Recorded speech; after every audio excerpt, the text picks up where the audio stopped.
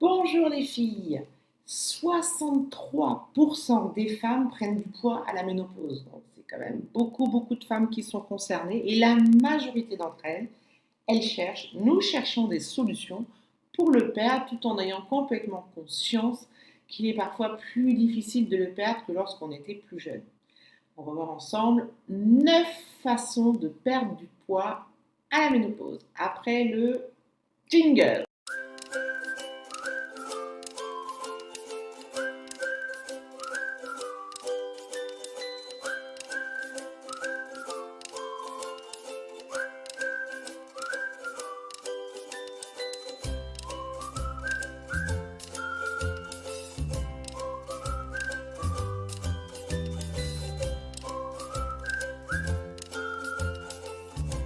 Bonjour les filles, bienvenue sur cette nouvelle vidéo. Je suis Brigitte Lhomme du site Ménopause Solutions Naturelles et de la méthode Dragon. J'aide les femmes à bien vivre leur ménopause avec des solutions efficaces et naturelles. Donc si vous êtes concerné par la ménopause, alors abonnez-vous à la chaîne MSN et n'oubliez pas d'activer la cloche des notifications pour être averti à chaque nouvelle vidéo.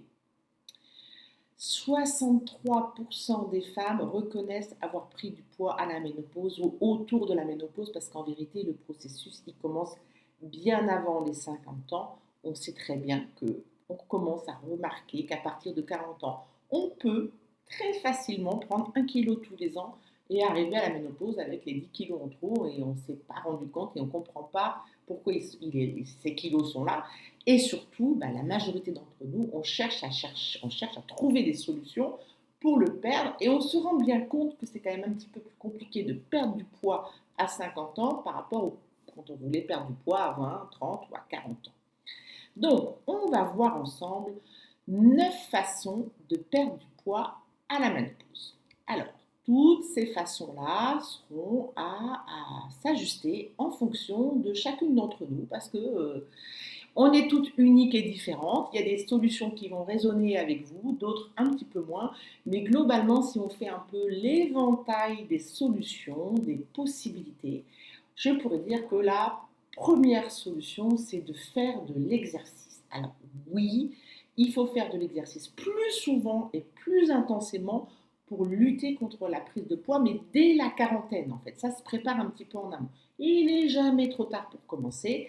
Mais oui, la marche, c'est le minimum syndical. Il y a tellement d'effets, d'ailleurs j'ai fait une vidéo sur la marche, tellement d'effets positifs et bénéfiques que la marche doit faire partie de votre quotidien, minimum 30 minutes par jour. Que ce soit en ville, ou bien sûr si c'est dans la nature, avec les bonnes ondes, avec la bonne énergie, avec l'air pur, c'est encore mieux. C'est pas toujours possible, mais bien sûr la natation, c'est ok, le vélo, la course, tous les exercices de résistance, de musculation, ça c'est un excellent tips, une excellente astuce, parce qu'effectivement, il faut comprendre que quand la graisse s'installe, eh bien, la logique, ce ne serait pas forcément d'essayer de la perdre, cette graisse de façon directe, mais c'est de fabriquer du muscle qui va faire en sorte que la graisse va pouvoir disparaître. Donc oui, faire de l'exercice, il faut se mettre à faire de l'exercice. Alors, si vous êtes comme moi, j'étais allergique au sport, on n'est jamais vraiment allergique au sport. Il n'y a personne qui va développer des boutons en faisant du sport. C'est juste que l'idée de faire du sport, c'est pas forcément ce qui vous vient en premier. Vous n'avez pas trop envie justement de faire de l'effort et de transpirer et de mettre votre body en mouvement, alors que c'est une des meilleures stratégies, c'est faire de l'exercice. Et si vous voulez que votre corps ne se ratatine pas et ne se bloque pas, et bien justement, il faut le solliciter. Et ça, c'est vraiment le premier conseil que je vous donnerais, c'est faire de l'exercice régulièrement et suffisamment, hein, de manière à engager votre corps, les muscles, les jambes, les os, parce que l'os, très important, est un tissu vivant. Et plus vous le sollicitez, plus il va se renforcer. Pour le ventre également, pour les bras, les épaules, enfin tout le corps va profiter du fait que vous le mettiez en exercice. Alors bien sûr, vous n'allez pas non plus faire de l'exercice comme vous aviez à 20 ans, comme vous puissiez faire à 20 ans, mais peu importe. À partir du moment où vous mettez votre body en mouvement, il va vous le rendre. Ça, c'est obligé. Et en plus, ça a un impact énorme sur le cerveau, sur l'humeur, sur la confiance en soi. Donc, Mettez votre corps en mouvement, ça c'est le premier conseil, à votre rythme, en fonction de ce que vous aimez, mais faites-moi confiance, mettre son corps en mouvement, ça ne peut que vous apporter des bénéfices. Deuxième conseil, il vaut mieux être le plus souvent debout que assis. Alors ça paraît complètement anodin, mais je vous garantis que ça aussi, c'est une formule qui est très simple. Mais dès lors que vous êtes debout, votre corps brûle plus de calories. Alors j'aime pas trop parler de calories, mais ça paraît juste évident. Le fait d'être en pause, assise dans le canapé, sur une chaise, eh bien, si vous faites une activité la même debout, eh bien, votre corps finalement est beaucoup plus engagé. Eh bien, on se rend compte que ça a un effet même sur les organes internes comme le foie. Donc tout ça va se mettre plus en mouvement, votre métabolisme sera bien meilleur. Et il y a des études d'ailleurs qui ont été largement publiées, notamment une étude publiée en janvier 2018 dans la revue Obesity, parce que voilà, c'est quand même un sujet qui concerne énormément de personnes. On a montré que la position assise allongée est liée à des niveaux plus élevés de graisse abdominale. Donc il n'y a pas de secret. Dès que vous avez la possibilité, faites les choses debout plutôt qu'assise. Si vous pouvez prendre les escaliers au lieu des ascenseurs, c'est également une très bonne démarche. Donc, une petite astuce évidente, mais ça va mieux en disant, restez plutôt debout que de rester assise. Pas de parler du nombre de calories, mais on brûle beaucoup plus de calories quand on est debout que quand on est assise. Et voilà. Donc ça, c'est pas négligeable. Troisième conseil, je dirais contrôler les portions. Alors, je ne sais pas si vous en avez conscience, mais évidemment, on ne doit pas manger les mêmes quantités de nourriture tout au long de notre vie. Un bébé ne va pas manger autant qu'un petit enfant, qu'un ado qui est en pleine croissance, qu'une femme et qu'une femme qui soit enceinte. Donc, ce n'est pas parce qu'on avait l'habitude de manger des grosses portions à un moment donné parce qu'on fait beaucoup d'exercices.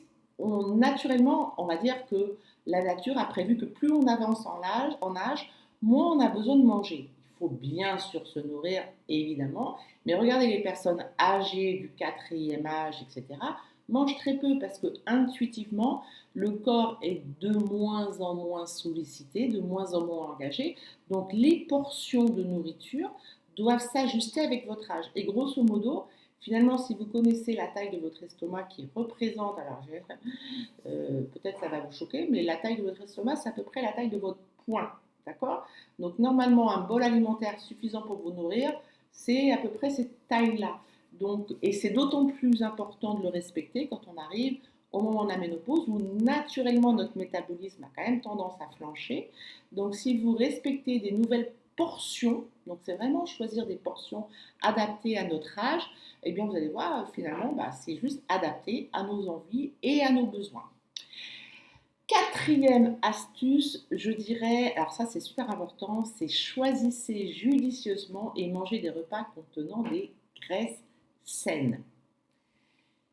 Alors là aussi, il faut savoir que la graisse, elle est alimentaire, hein, celle qu'on va mettre dans notre bouche, elle est super importante. On a vraiment besoin de manger la nourriture avec suffisamment de gras. Alors, on va plutôt privilégier les graisses d'origine végétale, comme les noix, les avocats, l'huile d'olive. L'huile d'olive, c'est juste magnifique. On en a vraiment besoin pour que tout fonctionne bien dans notre corps. Il y a d'autres huiles aussi. On va éviter ce qu'on appelle les graisses insaturées, bon, vous connaissez l'histoire.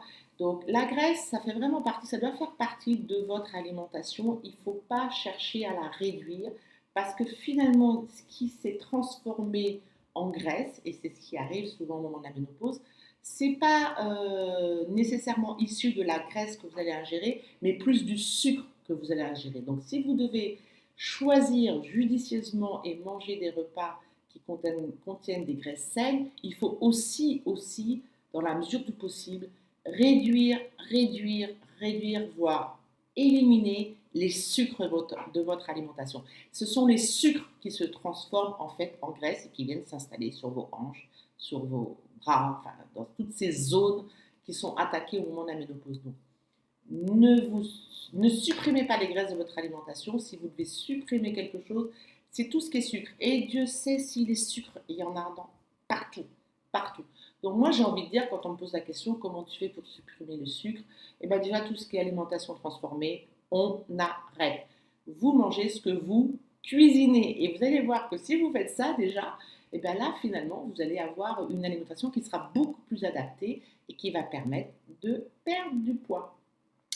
Cinquième conseil, on sait, ça a été décrit dans plein d'études, il vaut mieux manger à heure fixe que d'avoir des petites collations un petit peu à droite et à gauche, même si c'est des collations, autant que ce soit à l'heure fixe, mais pour lutter contre le grignotage. Parce que qu'est-ce qui se passe dans votre corps quand vous grignotez? Et je dirais même si, bon, tant qu'à faire à grignoter, autant que ce soit du grignotage sain, avec des fruits, des noix, des choses comme ça peut encore aller, je dirais, c'est le moins pire des scénarios. Mais quoi qu'il arrive, à chaque fois que vous grignotez, en fait, vous allez demander à votre corps de produire de l'insuline. Et là, le corps, il se met en mode, je fabrique de l'insuline, et puis je suis toujours en activité. Et tout ça, finalement, ça a beaucoup d'impact également sur notre énergie. Et puis, c'est inutile.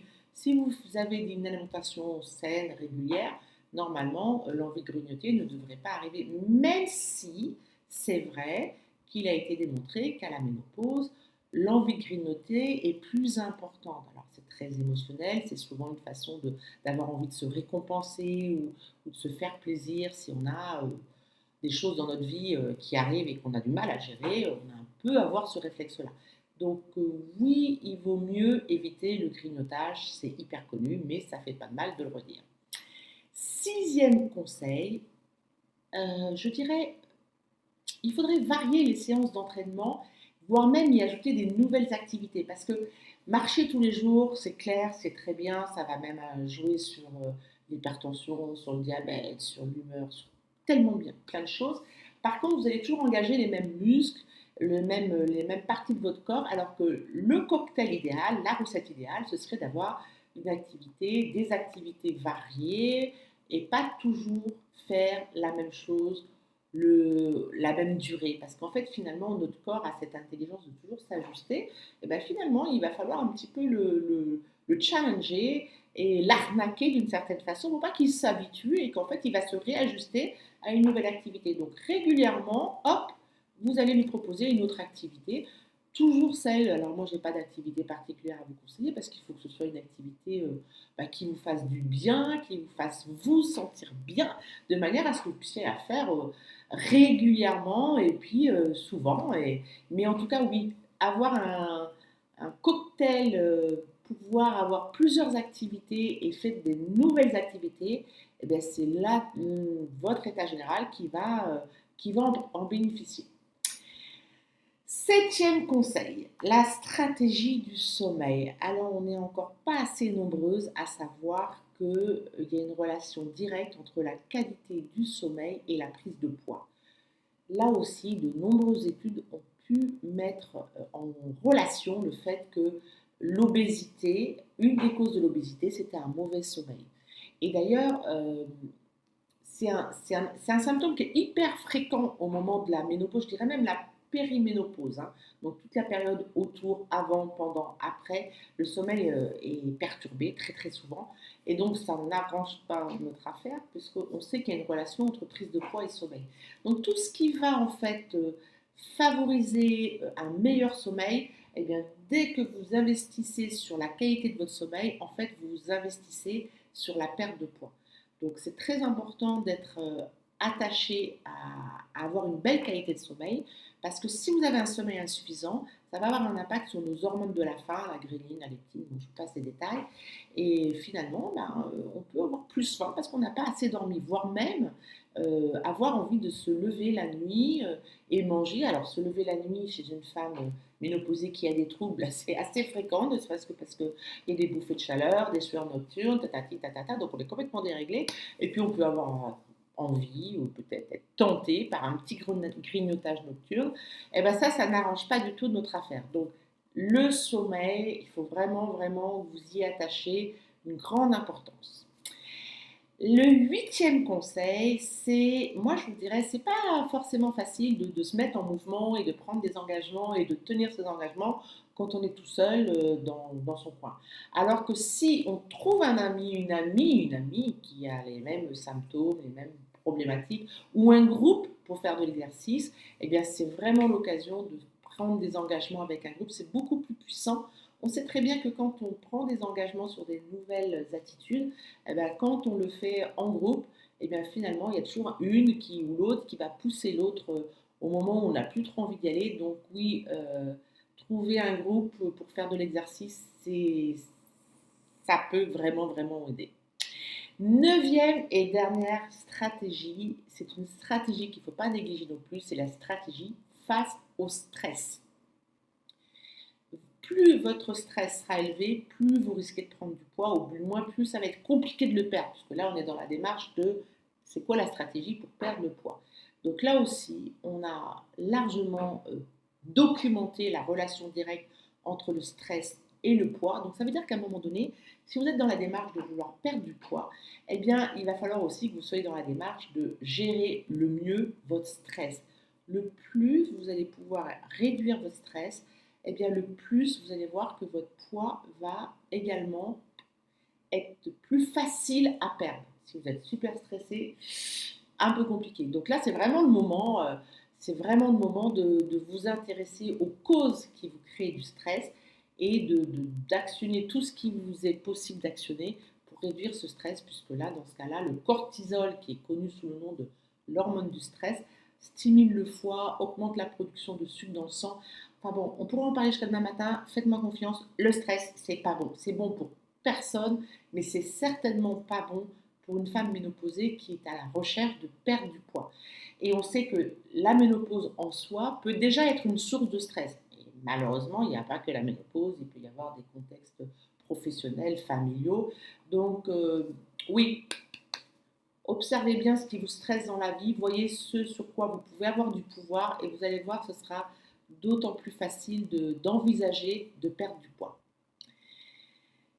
Donc, merci d'avoir lu cette vidéo jusqu'à la fin. Si vous connaissez une femme à qui cette vidéo peut rendre service, alors n'hésitez pas à la lui partager. Vous pouvez aussi télécharger l'e-book gratuit Pourquoi 9 femmes sur 10 prennent du poids à la ménopause et comment faire pour le perdre. Vous trouverez le lien dans la description.